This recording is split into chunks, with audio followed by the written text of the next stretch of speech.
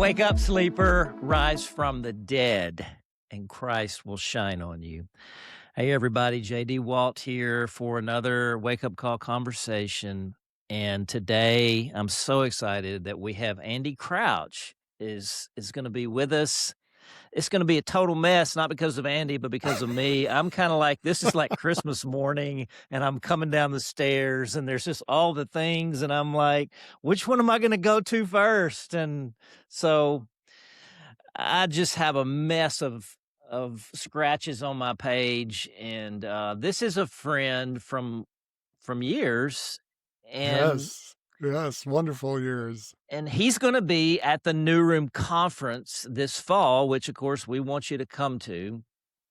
And we thought it would be great to sit down and, I mean, we're not going to talk about the New Room Conference. We're going to talk about Jesus and all the ways that he wants us to talk about him today, and with him Huh. and with you and with us together. So Lord, have mercy and help us and lead us and witness to us and through us as we're together. So, Huh. Andy, thank you for the time. And why don't you just kind of just give your, life story Reader's Digest here so that people will know Sure. you, who we're talking to today. Yeah. Last time we were together, we were on my back deck in the 2000s. Yes, it's true. All right, so the question is, should I give you Matthew's genealogy, which I believe starts with Abraham, or should I give you Luke's, which starts with Adam? Which do you prefer? How far back should I go? Exactly. yes. Dealer's choice. Well, son of Wayne and Joyce. I mean, we never talk about this in our world. We introduce ourselves by like the most recent thing we've done for pay, but I was born the oldest son of Wayne and Joyce. They raised me. Well, I was born in Connecticut. My father moved our family moved with my dad for several different jobs. They raised me, taking me to church, though my father, his whole life, quite openly was not a believer in the things the church taught, but he loved the community he found in churches. And when I was 13, we moved for the last time that our family moved all together, and they dropped me off at the local Methodist church in Needham, Massachusetts, a suburb of Boston, where the charismatic renewal was really shaping the experience of a certain number of adults and a certain number of kids in that youth group. And I had been in churches, but I don't think I'd ever encountered like living love and the power of the Spirit in quite the way that some of those kids and some of the counselors in that youth group had access to. And that began my journey of faith at 13, in this new town, new community. And I just happened to be plunged into one of the like purest expressions of seeking God in community that I have ever experienced in my whole life. In this high school, in a place that you might know is not considered the Bible Belt, the suburbs of Boston were not like ground zero for revival per se, except that this group of kids was seeking God, and they became my friends, and so amazing kind of initiation into Christian community and the faith through some great friends, a couple of whom I'm still friends with to this day. But to give you the much abbreviated version, then I've done three things in my life. Primarily, I spent 10 years in campus ministry, so coming alongside undergraduates, kind of thinking about and discovering their life in and with God, at a place you might have heard of called Harvard College. So kind of an unusual place, another unusual place to find kind of the Holy Spirit at work. But boy, was the Holy Spirit at work in the 10 years that I was there. Just got to see amazing things. And then spent over 10 years in journalism, trying to tell the truth about the church and the world, the good news, but also the real news, which is the work of journalism. And then since 2018, I've been working with an organization called Praxis that is really living out something I found myself writing about back in the early 2000s, which is culture making, the creation of culture, of new forms of culture that are better for the world than what we currently have. And we do that in praxis by coming alongside entrepreneurs, people who are starting new ventures, both for profit and not for profit, all over the world now. We have fellows in Asia and Africa, as well as our US based programs. And I'm the partner for theology and culture there. And I get to just connect what we can say about God, which is theology, with what we're making of the world, which is culture, and do that with amazingly creative people who are seeking God's will for what they're building. Even Mm. though most of what they're building are not Christian companies per se or Christian nonprofits, but they're trying to step into every sector of culture with something really animated by the good news. So that's maybe along the way raised two kids. Now I have a grandchild. My wife and I've I didn't know you were that been. old. I thought we I were the didn't same either. age. Everyone says you're too young to be a grandfather. I'm like, that's because you remember your grandparents when you were like 17. By the time my granddaughter's 17, I will look old enough to be a grandparent. But right now, I'm Mm. a delighted grandfather of Miriam, and the generations continue, which is Wow. pretty amazing. Wow. You know, Andy, my first really awareness of you came back in the maybe it was the late 1900s. Um, That's such a great way to put maybe it it. was maybe it was the turn of the century, but I read this essay that you had written in a book called The Church in Emerging Culture. Oh, interesting. I And remember I that one. remember it because it just you opened the essay, and I think it opened the book talking about the Vehicle Assembly Building and the Mall of America, Yes, two of the largest structures on the planet. Yes. and, like, which is the church gonna be? You Yes, or remember is there that? a third option? I do. I'm not sure I remember. I do remember starting with the vehicle assembly building, which is where the space shuttle is built and so forth. And like these massive modern structures. And is this really what we want the church to look like? I think was how that essay started. Yeah. Yeah. That's so interesting. But that's my first I'm like, "Hang on, this guy's different. That is true. I That is like true. this guy. I wanna meet him," and then I got to meet you over the Wow. years. Wow. And, you've written a lot about done a lot of thinking about technology and humanity, and certainly now I know you have not the backdrop, but the foreground of a grandchild that Yes, right. really Indeed. just raises the stakes Mhm. Yes. on Yes. all of this. And so I don't even know, like I say, I mean, so first off, how about this? Talk about the meaning of the 2 words easy and everywhere. Easy everywhere. Oh, that's so good. Yes. I am always looking for the simplest possible words for complex things. So easy everywhere is the phrase I kind of stumbled on to describe what technology promises us. And in fact, what we are trying to build in the world with technology. So I sometimes call technology science plus a dream. So we have science. Science is the disciplined study of the world as God has given it to us, using methods that are repeatable and that lead to reliable discoveries, right? So that's the world of science. And there's some other things that you could include in science, like just um, beholding the world in its richness and complexity in a rigorous way, or having awe and wonder at the world. All those are part of science.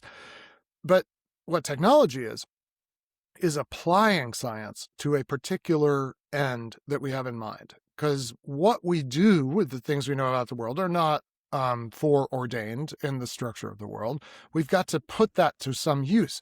So I call it science plus a dream, because since the dawn of science, once we started figuring some of this stuff out in a new way, you might say, in history, in the 18th and 19th centuries in particular, we started to ask, what should we build now that we know more about how the world works? Now that we don't just see lightning off in the distance, but we can actually run electricity through wires and make use of it, et cetera, et cetera. And I think the dream is a pretty good summary of it is easy everywhere. I want my life to be easy, and I want every part of my life to be easy.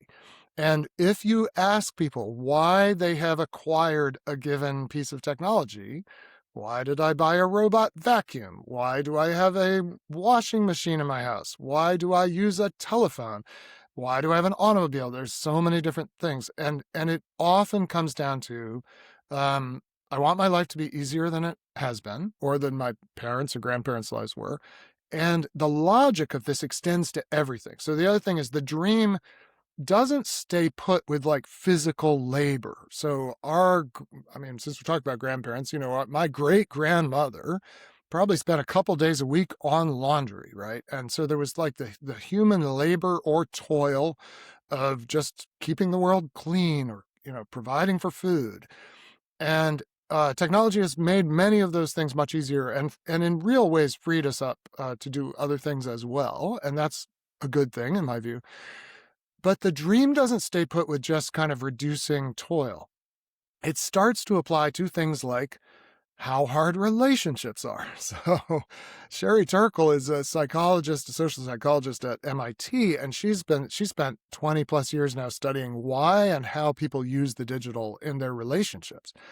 And there was one series of studies she did with undergraduates about 10 years ago, and they all preferred to text their friends rather than talk with their friends.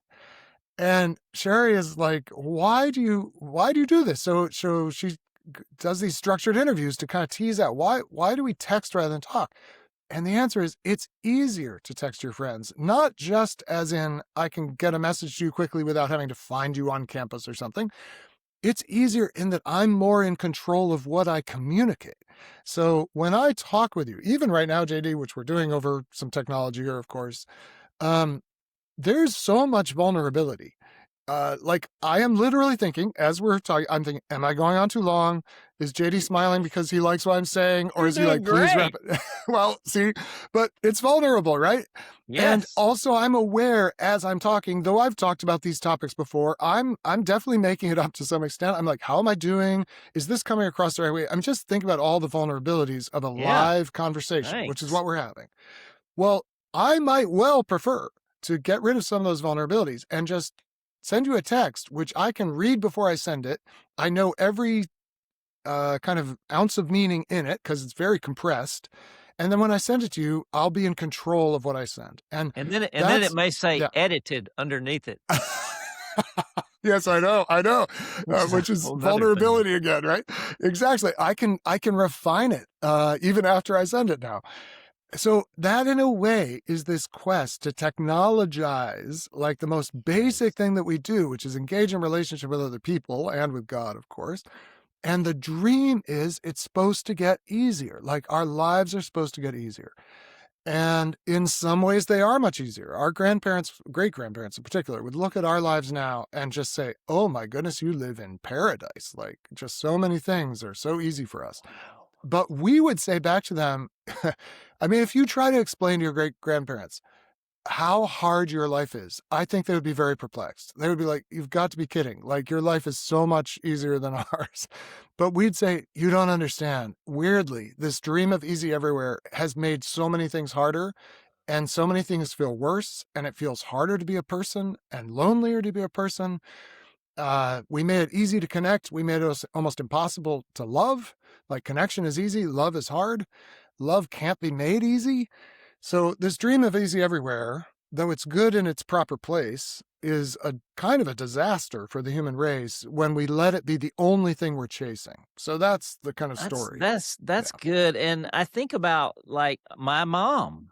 I mean, well, so Mm. first off, I often think, how what if I had to explain this? And if you're watching this, you see I'm holding my phone up on the The screen. glowing rectangle. Yes. How would I explain this to my grandfather, who was born in 1906?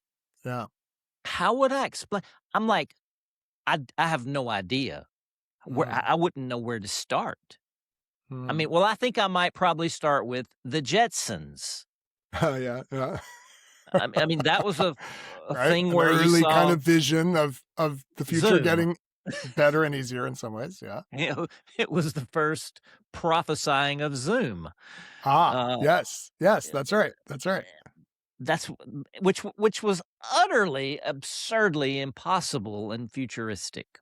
Right. Um, Anyhow, and I mean, it's almost like well, so I was gonna say, so there's my grandfather, and now here's my mother who texts me or writes or calls me. She texts me every day with some screenshot of some, like, mortgage notice, and she's like, "Our house is paid for."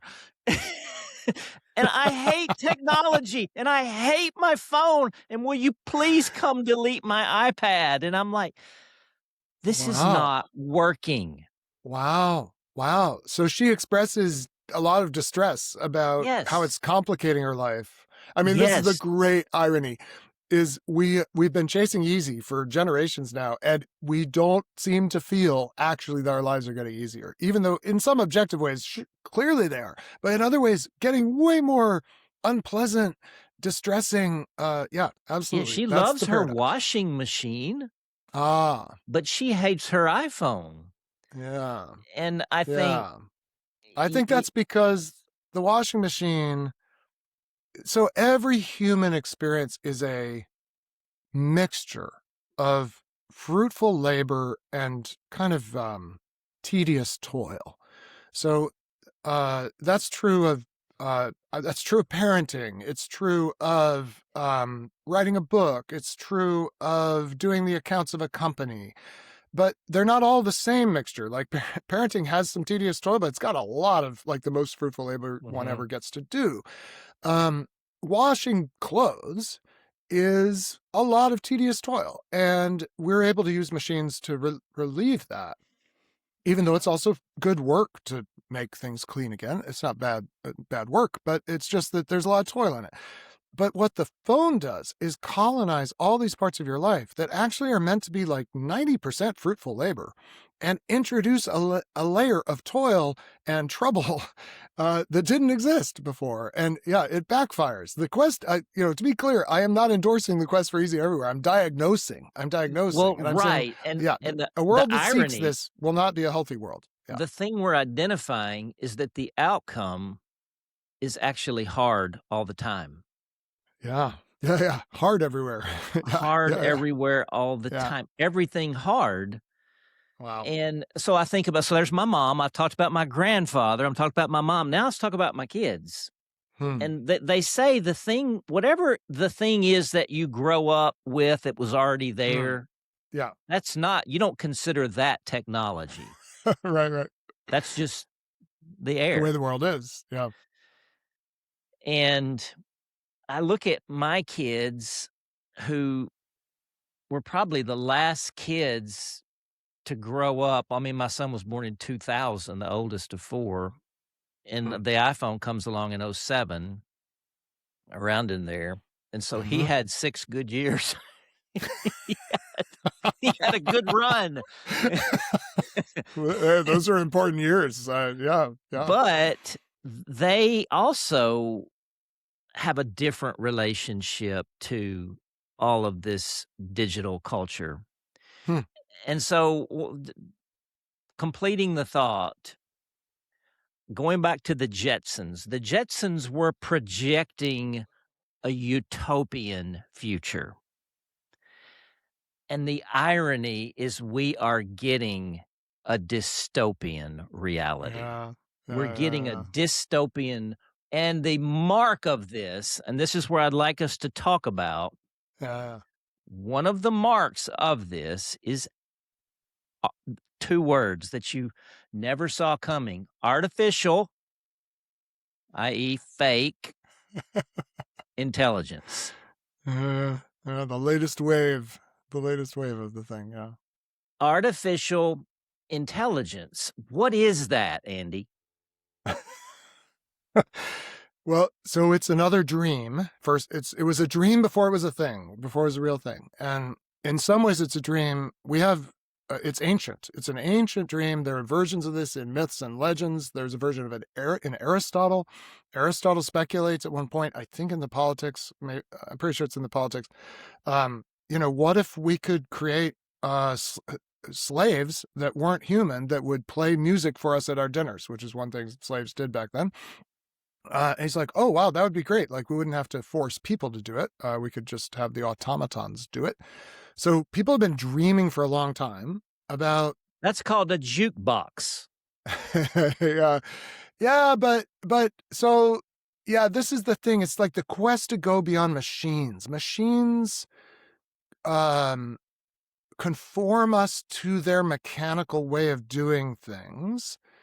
And the quest has always been to have another creature in the world beside us that does things the way we do things.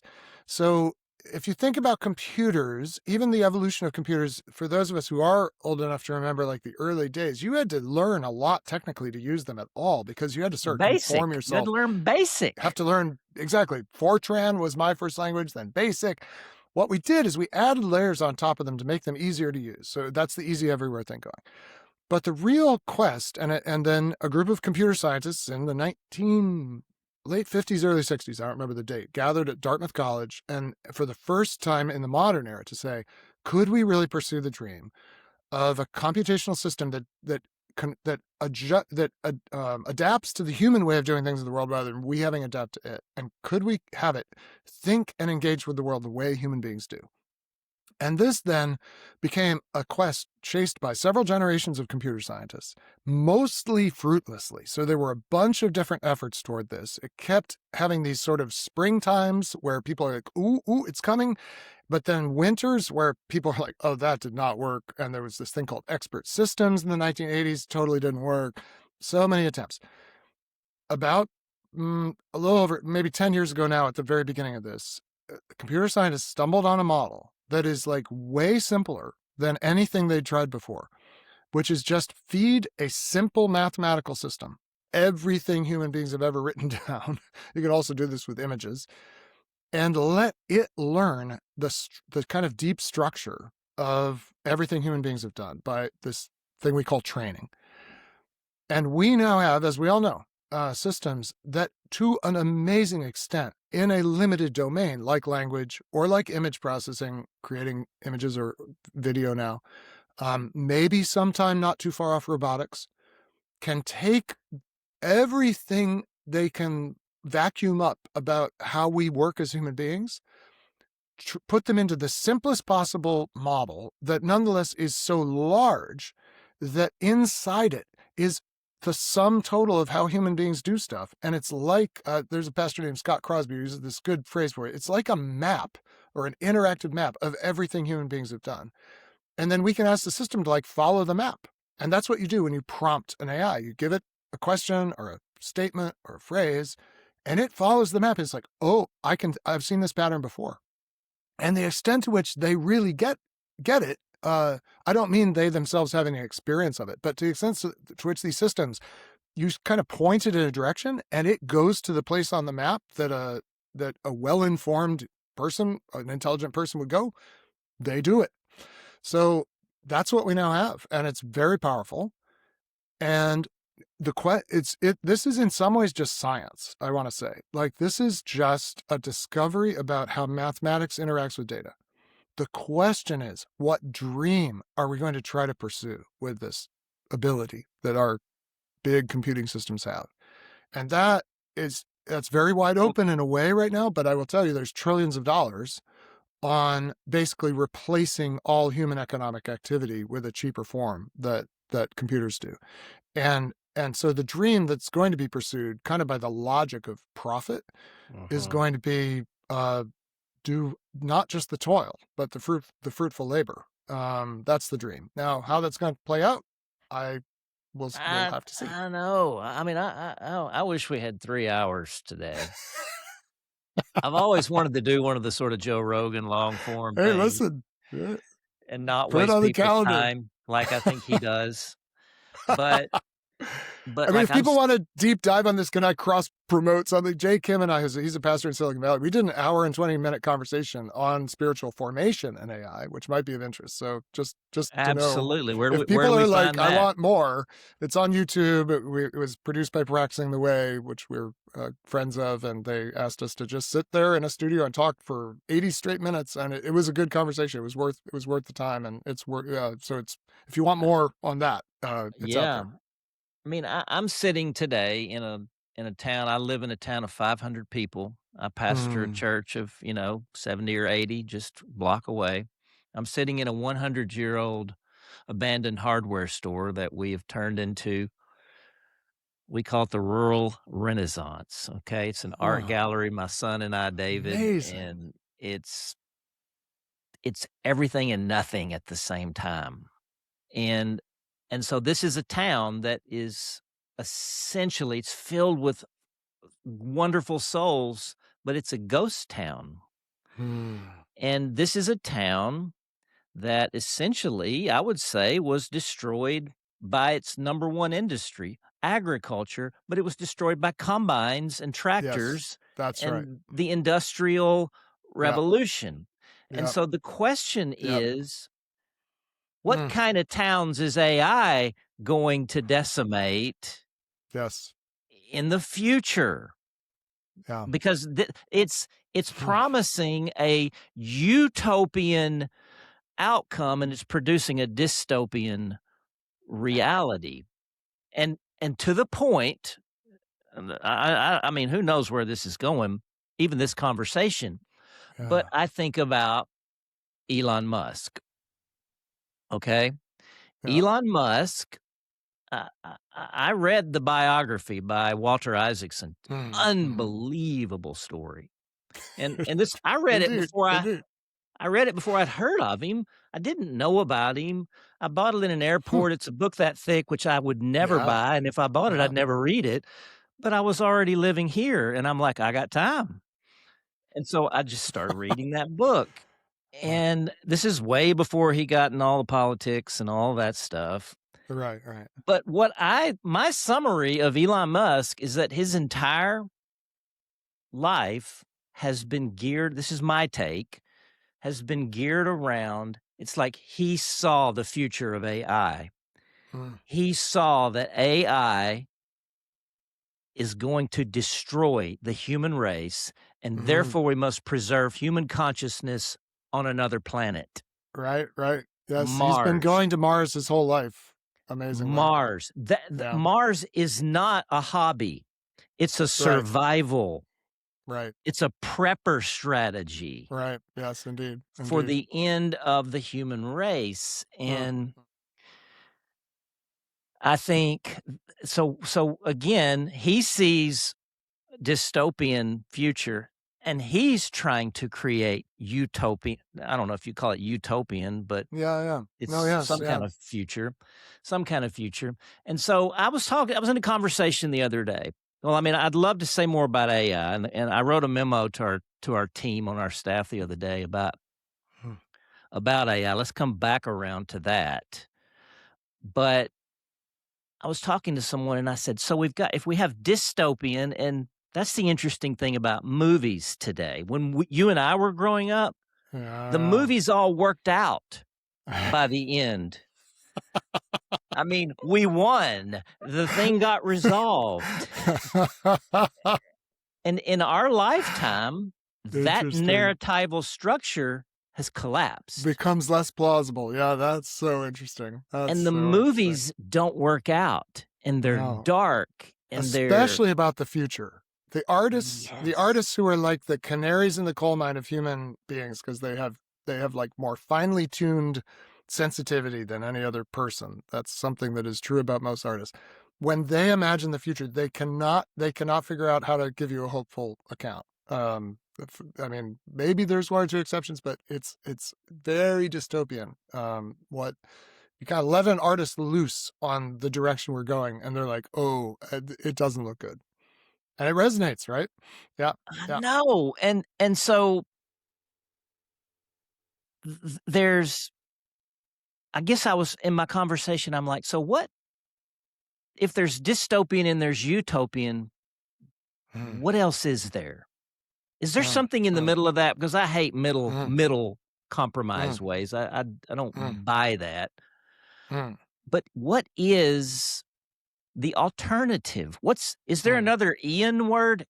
Utopian, dystopian? Is there another Ian? And I thought, what if it's Christian? Really, really, right? What if it's Jesus? What if What would it mean for that to be the word?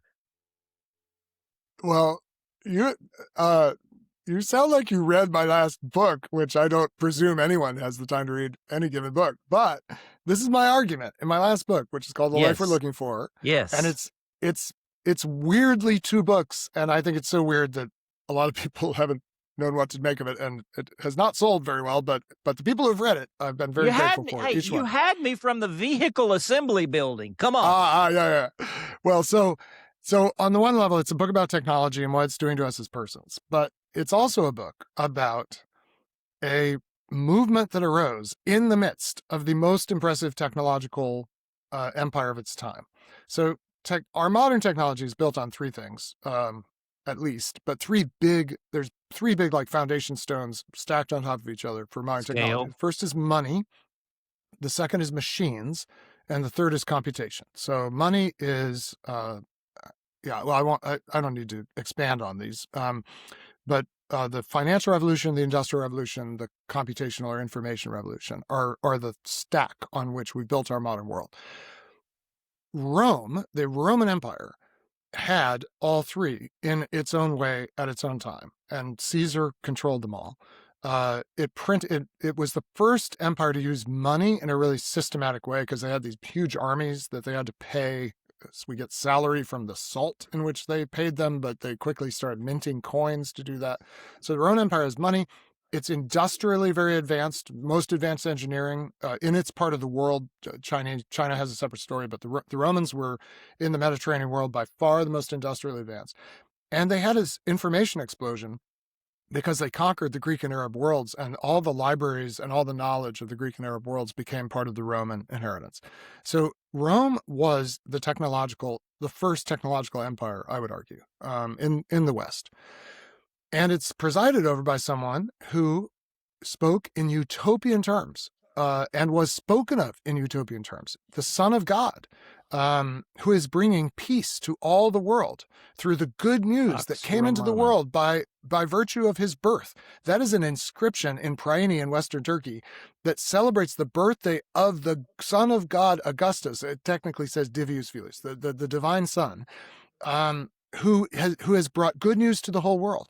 This is erected, I forget the exact date. It's around the time of the birth of Jesus, or a little later. People are like, oh, a Son of God has come into the world. He's given peace, he's given prosperity, and it was all built on technological power. At the same time, another human being is born, not in Rome, not to power, never uses the technology even that's available to him. He doesn't use money in any meaningful way. He doesn't ever write Doesn't anything even down. write a book. Yes, he doesn't. Exactly. He doesn't even write a single thing down. One time he writes in the sand or in the dirt. We don't know what he wrote. And is put to death by the agents of the other Son of God. And then, against all expectation, this little movement of people starts to arise in the colonial cities of the Roman Empire who treat each other like people in what was, by the way, a very dehumanizing world. So it was utopia if you were like Cicero, or later people perhaps.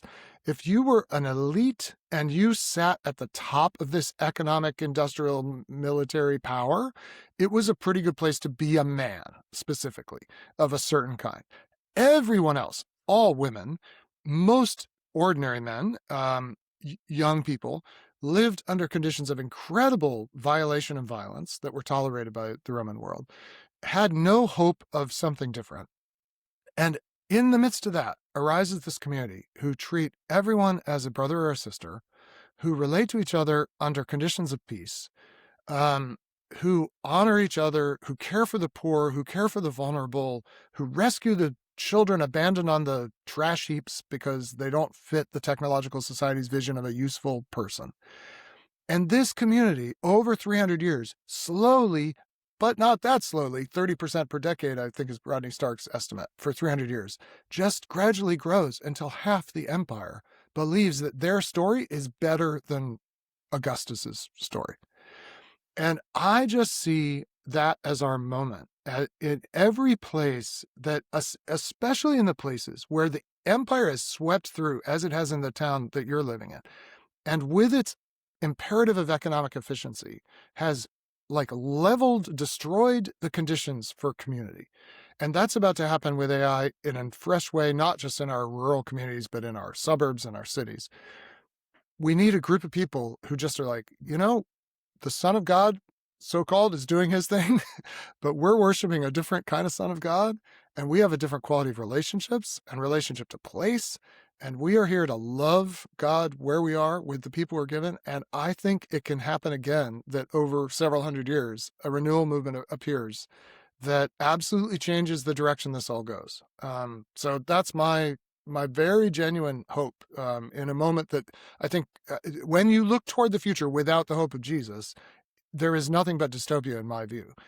But man, Jesus changes everything when you look at what happened to Rome, um, and which the empire fell, but the story of humanity did not end, and the story of beneficial humanity, of a better way of being human, was just getting started when Rome falls in the 4th century or so. So that's Yeah. my framing for it. Yeah, that's helpful. Um, as history really is cyclical, right? It's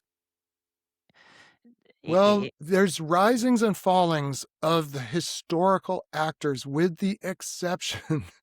I mean, there's cyclical things in the history of the church too. The church is a historical actor, and it fails and falls in certain ways. In another way, though, like the redemptive story just keeps broadening and expanding, and like there's this one thing in history that is actually heading towards redemption, and it's the called out people of God living in the midst of the world. Everything else is cycles, it's rising, falling. incarnation. Yeah, yeah, yeah. That's not in between dystopian and utopian. It's on Ah, another yeah, plane. yeah, yeah. Yes, yes, yes, yes, yes. But the whole technological world is telling you need to be discarnate. It's like, oh, bodies so inconvenient, so much toil and trouble. And the most radical thing is in this technological world will be to believe bodies are good. The human condition, with all its limitations, is actually a path to the best that we can possibly know, as we're filled by and renewed by the Spirit of that raised Jesus from the dead. Like, this is the best time to be like we're like in on the ground floor of the same kind of revolution and reform that the first Christians were able, without even planning it or intending it, to unleash in the Roman Empire. Well, and that's the thing, for me with AI, and I'm trying to learn to understand, and I don't want to be afraid. We don't want to be led by fear. We want Absolutely. to move by faith, Yeah. which is toward love. And fear is just moving us toward protection Yes, exactly, and exactly. So good. self-protection. And so I was writing to some of our team the other day about AI because it's now on the ground. It is, and I said, I'm seeing a sequence. I'm going to test this by you, a progression. So you start off with AI as like an advanced super research tool. It's Google on Hmm. steroids. It Right. will it's just like a super calculator, which we will all affirm, like calculators are good. But then where it will go next, number 2, is it becomes wisdom. Like, Mm. you're asking it questions like you would pray. "Help Yeah, me yeah, to yeah. under what is wise here among" you dump Yeah. all your data Right. into it, and you say, Right. what would you do?" I mean, people Yeah. have counselors that Yes. are Yes. essentially Yes. robots. And then the third thing it moves toward is it's like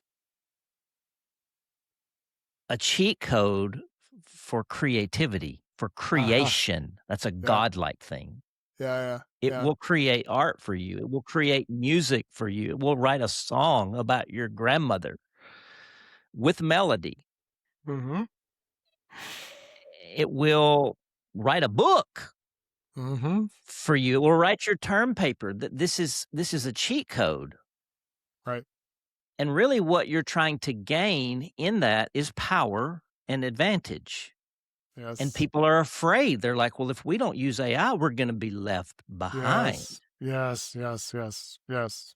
And the fourth thing, and this is what my concern is all of this is inexorably moving toward AI as God, Mm, little g God. mm, And we yeah. are essentially inquiring of the God at every step of the way. What do you think Mm. about that? I I think it's the I think it's well put. I don't know. The only thing I might add is at some point it's like somewhere in the middle of that before it gets to God, which is ultimately a being beyond us that we end up serving rather than it serving us. But somewhere in the middle of that is agent. I think that's sort of in the creation stage. This is the great intoxication people feel. They can get this thing to do things on their behalf and It is your work agent. That's work I've while heard. they're asleep and so forth. Um, yeah, well, this is the natural, like, we've seen this story many, many times when human beings turn to some aspect of the work of their hands, always shrouded in mystery. So when you went to visit the Temple of Athena, it wasn't like you walked in, it was like all white marble and brightly floodlit. Like, you sort of walked in, there was incense, there was smoke, it was shadowy, there's music, there may be hallucinogenic substances in the air. And you're like, whoa, I'm in the presence of real power now. Like I've gotten in touch with the thing that can move the world in my favor. And that's what idols do. So they always rely on a bit of Right. deception. So AI is deceiving because in fact it doesn't care about you. It springs into existence when you prompt it. It disappears as soon as it issues its continuation. Like it's not there for you, except in the sense that you can summon it at any time. But the illusion, it relies on illusion. And the just consistent biblical judgment on this is, well, it may work at first, but eventually it's going to ask you to sacrifice things you shouldn't be asked to sacrifice. And by the way, it's not going to deliver what it promises. Well, your Um, agency, number 1 among them. yeah, you are well, but all the way back, right, to your own apprehension of the world, which is the knowledge we seek. And there's a place for increasing our knowledge, your own wisdom. There's a place for going to others for wisdom, Yeah, your own creativity, your own agency, but ultimately your relationship to your creator. Like who made me? Who am I most responsible to? Um, and and AI at every step will seem like an easier solution, and everywhere. in the an easier everywhere solution that in the short run will be more effective at the cost of undermining your capacity to ever be a person of wisdom, a person of creativity or agency, let Well, alone a person in relationship to God. Yeah. for instance, GPS, okay? You're Yeah, never yeah, lost. You're never lost, but you don't know how to get anywhere. you're always lost. It's hard to tell the difference. Like in some ways you're Now, never lost, but in another way you never know where you are. Yeah, you that's don't right. you don't know where you are, you don't know how to get anywhere. Here's a term I learned from you, and I know we gotta start wrapping up. A term I learned from you that I feel like is it just clicked for me. You use the term parasocial relationships. Oh, yeah, yeah. And what I'm wondering, is that another name for idolatry? Ah, yeah, yeah.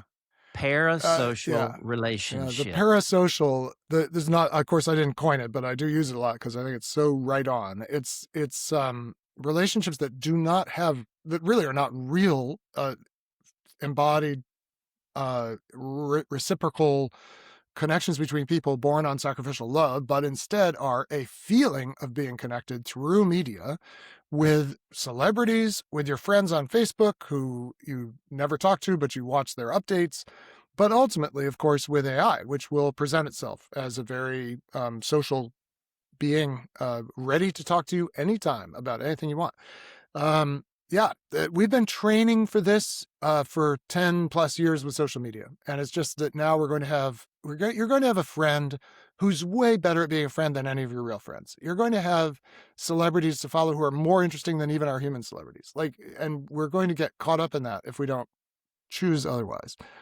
Um, the only thing I'd say, JD, is we, This is the essence of idolatry, is it not? it's the yes, yes, certainly at the limit where you say, this is the thing that saves me. This is the thing that really knows and loves me. This is the thing that gives me power in the world. All the things that only God can do for you. Yeah.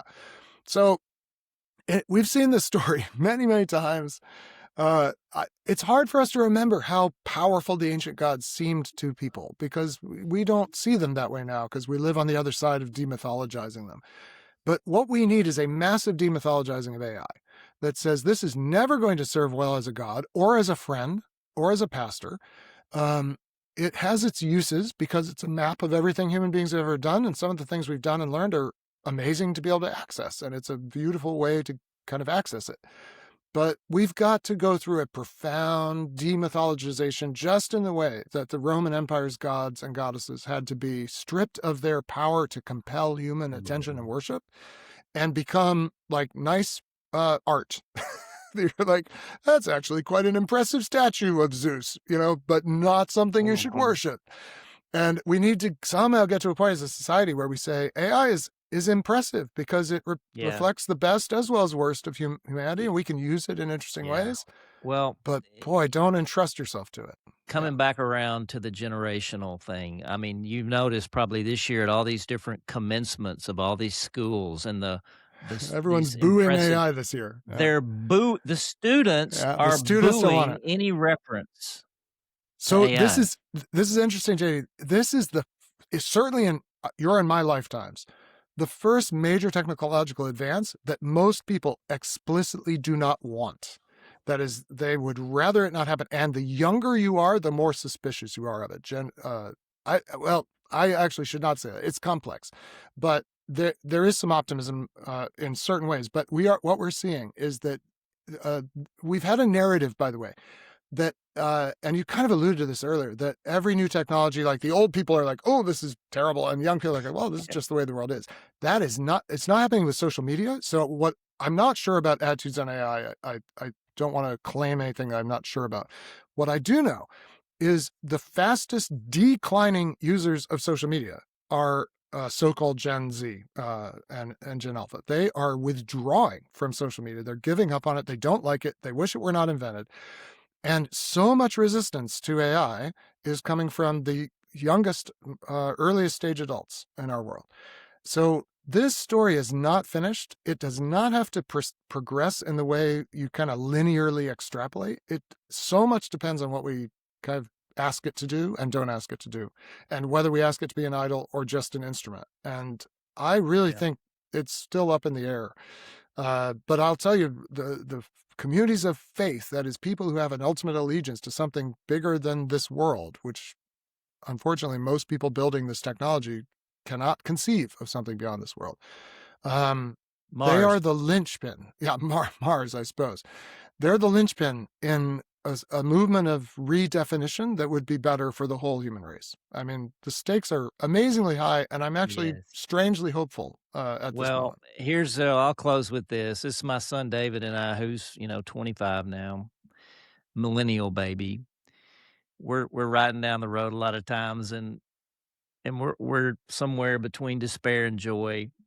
And one of us will say this phrase. It's kind of like right off the lips of Gandalf, Twin Towers, Tolkien. One will say, the battle for Helm's Deep is over. And the other will say, and the battle for Middle Earth has just begun. Yeah. Like, that's a better story. Yes. Take that, Elon. Yeah. Well, thank you. We've got a better story. It's good. We got a better story. Well, yes. Thank you, Andy. We're so looking forward to New Room, and me too. I'm already seeing the mind-blown emojis just popping up everywhere. And thanks for being my friend and for the time today. And everybody who's been a part of this, we're going to put references to the things that were lifted up in the notes. And thanks for joining us for this wake-up call conversation. It's been a little bit different one. I have loved it. And we'll see you on the field. For The Awakening, I'm J.D. Wall with Andy Crouch.